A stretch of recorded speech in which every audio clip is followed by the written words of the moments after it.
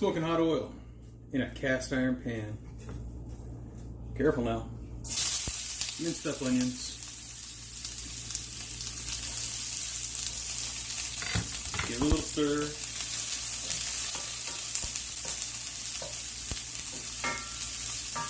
Ideally be well ventilated. It's going to make some smoke. You are not sauteing necessarily as much as you are blackening, pretty much. Going to make these dark onions. Kosher salt. Of course, kosher salt has to come in a Patron bottle. These Patron bottles are awesome. Little salt. Let her go. Let her go. We'll catch up in a minute. Alright, right about here. They're starting to just get a little golden. Some are a little more than that. I'm taking 1, 2, 3, 4, 5 red jalapenos. Not minced. Kind of sliced. Half julienne, if you will. Stir it in. If you're sensitive to peppers, this is not for you. Not for you at all. Keep stirring it. Don't stop stirring every at least 20 seconds. I'll catch up with you. At this point, the onions look beautiful. This is perfect for like hash browns, eggs, something where you just want them caramelized. Not black, not dark brown, it's in between. We're taking it further. Don't be afraid to singe your onions every once in a while. Adds a lot of flavor. Literally, 30, 40 seconds later, onions are starting to turn black. Turn the heat off. Just when they start to turn black on the edges. If you go too much past that, it'll taste like crap. Next, chicken thighs. Been soaking in like a curry marinade, if you will. Throw them in, just throw them in.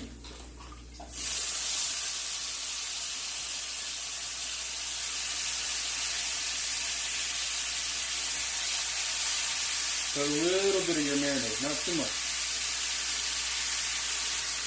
1/4 to 1/3 of a cup, no more.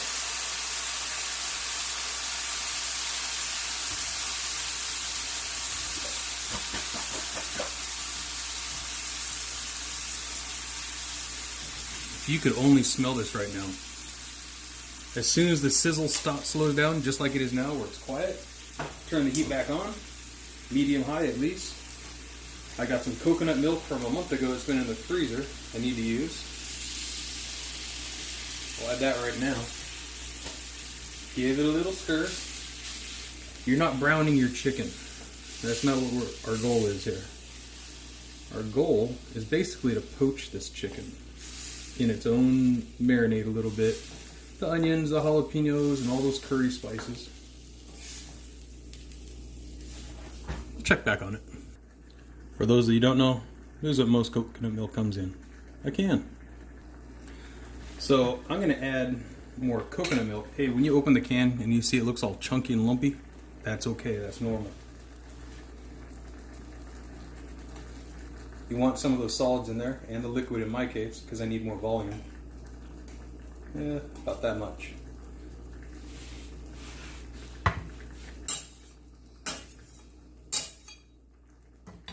Give it a stir. Alright, so it's coming together good, but it's missing something. A little tang and a little wang. So we're going to add some Greek yogurt, 2% fat, because that's all I can find around here. I'd rather have whole fat. Do what you got. And that's going to add some tanginess to it. A little more creaminess, some dairy. Oh, sorry. If you're going to get fish sauce, this is one of the best ones you can get other than some fancy one that someone made in their backyard. 3 crabs. Vietnamese fish sauce. And it is just what you think it is. That is not even a teaspoon. Stir it in. Alright, so we're back to almost a full boil. At this point, you do not want to keep boiling. You want to turn this down to a simmer. Maybe even a little below a simmer. You're going to turn your chicken over now. Doesn't matter which side you started with. I always do skin down out of habit.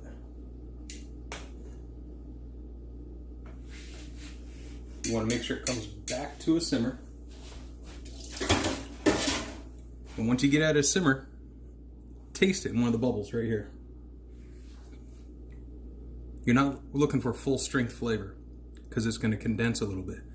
You're going to cover it. What do you do if you don't have a lid that fits it? Well, you better have another pan that fits over the top, like a second cast iron pan. And that's it. You're gonna let it ride for a while. Check it every 10 minutes or so once you're at a simmer. Okay, I just put in the last of the can of coconut milk. Yeah, coconut milk's so good. So really I've got about 1.5 cans of coconut milk in this. I don't really measure anything unless I'm following someone else's recipe. I go by smell, taste, look, feel, stuff like that. And this is the first time I've ever made it this way, so we will see how it turns out. I will catch back with you a long time from now. This is pretty much the simmer I'm looking for. About like that. But you'll notice, see how the bubbles are pretty much right here? There's nothing going on over here. You gotta adjust your pan so it fits. I have a fan going in here, so it's blowing my flame around uneven. It's blowing it that way. It's a little miserable in here without the fan. So you just adjust your pan to where you get good coverage. It may not be actually centered over the burner, but it works better if you work around it. Check it every so often and give it a stir. All right, 2 hours later on a nice slow simmer. Chicken's done. It's reduced by at least half. Let's give her a taste. Oh, look at that. That's so pretty.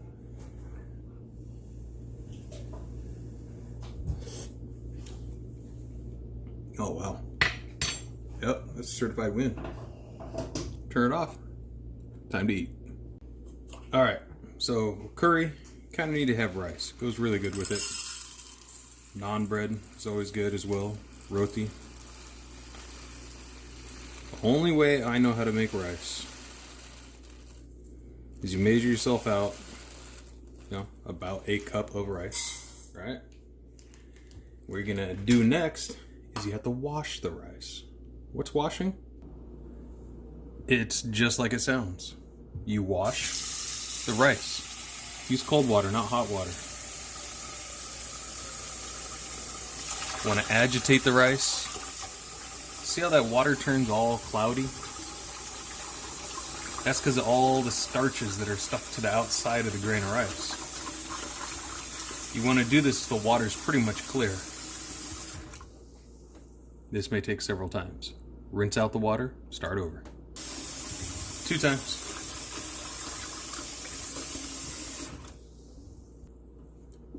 3 times. This works really good with a strainer.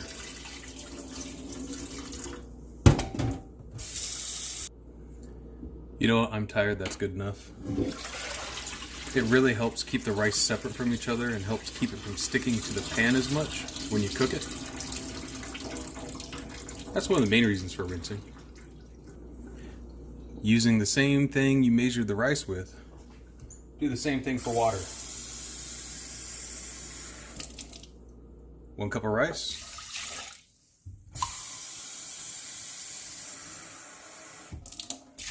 2 cups water. You're done with this cup, by the way. Use the same cup. If you use 2 different types of cups, like a dry ingredient measuring cup with a wet ingredient measuring cup, you're going to have different volumes. It's not going to work that good. Same vessel. All right, so the little things you see floating around right here, those are stamens. Stamens are part of a flower, if you will. That is saffron. That gives it a nice richer color, like a red brownish color. The longer you soak it, the darker it gets. I'm adding a good amount of turmeric because I'm going for more of a yellow color. Plus turmeric's good for you. And you know what? We're going to do a little salt. Not too much now. Don't want to get crazy with it. Some fresh ground black pepper. In this case, it's a Malabar black pepper. It's more of a citrusy, peppery taste. Don't want anything crazy. We're just doing hints of flavor. Keep in mind, whatever you put in here goes into the rice. All that water is going to evaporate and get soaked into the rice. I'm missing something. Oh. Also need a good sized bay leaf. I'm using Turkish bay leaves. And they smell good. Turn your heat on high. Alright. Grab yourself a fork. Give it a little stir. You're going to stir it again here in a little bit because it's going to start to stick a little bit to the bottom of the pan.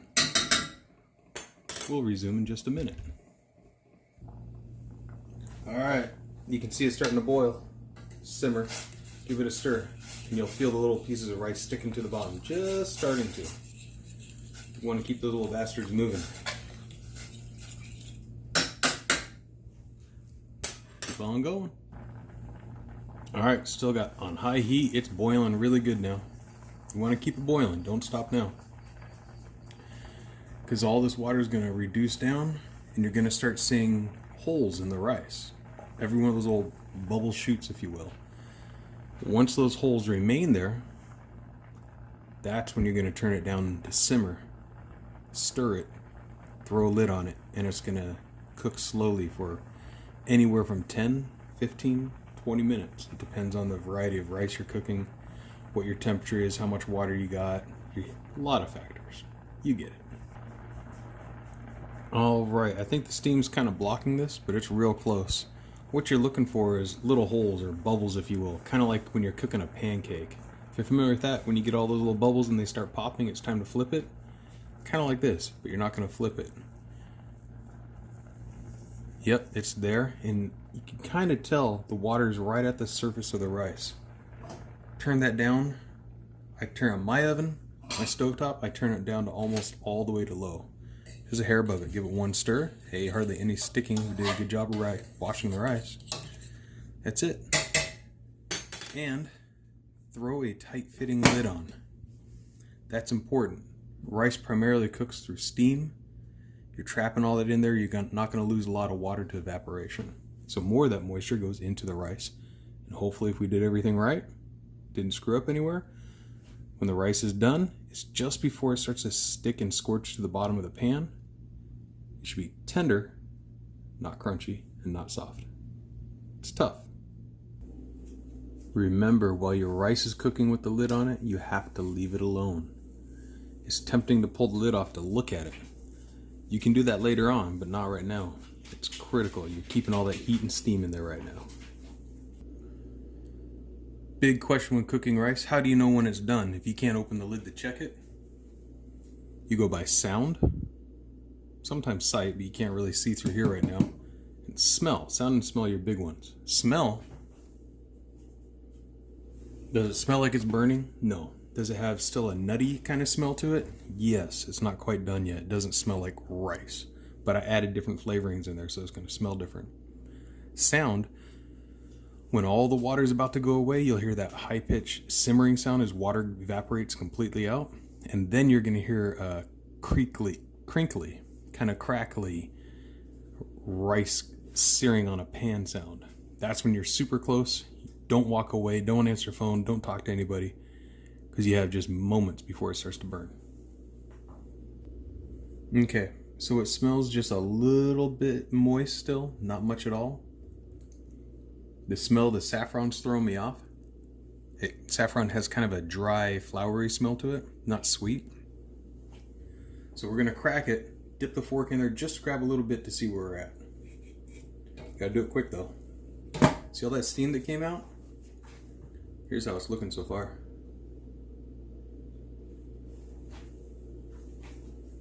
Looks pretty wet still, so I think it's almost done. It looks like the rice is still a little hard in the center. We'll find out.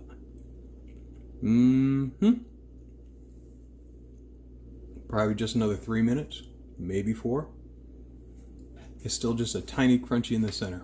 Tastes good though. Okay, with just a little bit of time left, we're gonna throw some butter in there. Oops. Not a whole lot. You can probably kind of see how much is in there.